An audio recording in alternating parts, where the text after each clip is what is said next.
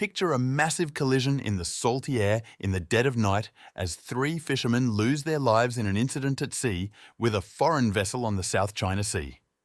Welcome, listeners, to Hear the Web. I'm Tom. And I'm Lily.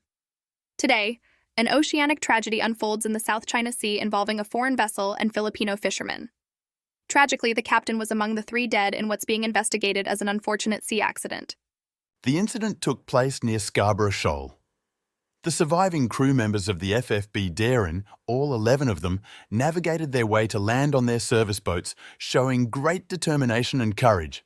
Wouldn't you say so, Lily? Absolutely, Tom. And they had a grim task. They had to carry their fallen mates, including their captain, back to the Pangasinan province on the island Luzon. President Ferdinand Marcos Jr. promises to do everything in his power to find and hold accountable those responsible for this appalling incident, while concurrently urging for patience as the investigation unfolds. Indeed, Tom, interestingly, the Coast Guard is reaching out to an oil tanker registered under the flag of the Marshall Islands. They potentially might have been in the vicinity during the time of the crash. That's right, Lily.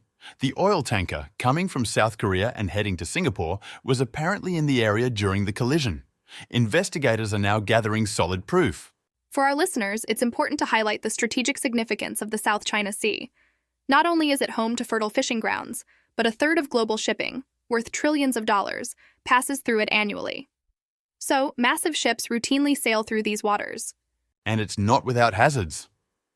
Like John Bradford, International Affairs Fellow in Indonesia, says up to 85% of all maritime accidents result from poorly regulated operations and navigation hazards. A shocking statistic, considering the number of lives and livelihoods at risk. Sadly, in Southeast Asia, such incidents are commonplace.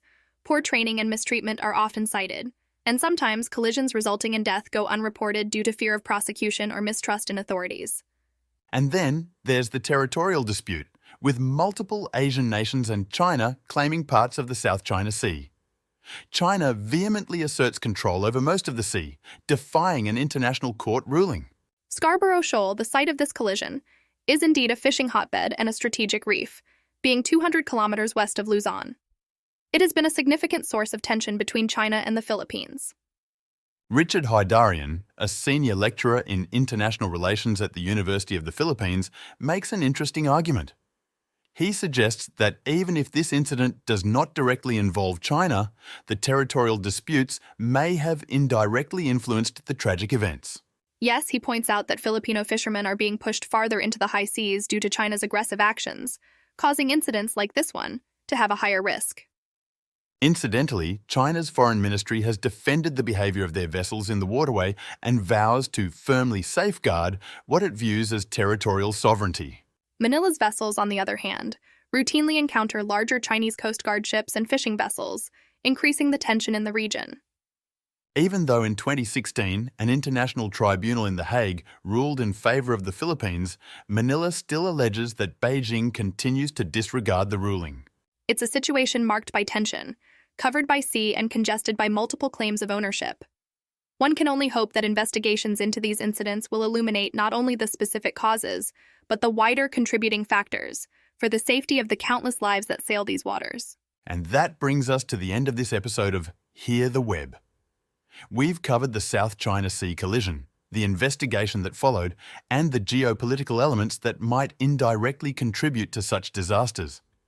But remember the real tragedy: 3 lives lost in the open sea. In their memory, let's hope for safer seas. I'm Tom. And I'm Lily. Thank you for joining us on today's episode.